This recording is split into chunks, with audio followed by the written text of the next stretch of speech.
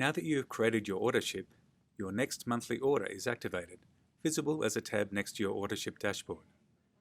You can check and update your next monthly order at any time prior to the next order date, guided by the countdown of the days and hours left to amend your order. Click on the Modify Next Monthly Order tab. Your next monthly order can be modified at any time prior to the order placement, and, most importantly, any updates made here apply only to this order. These updates do not reflect on your Autoship dashboard.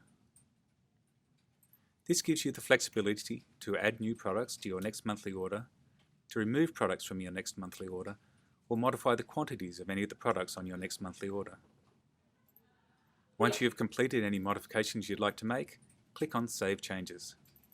A pop-up will appear asking you if you are sure you want to do this. Click Continue. Further, you can also update your delivery details for just your next order only.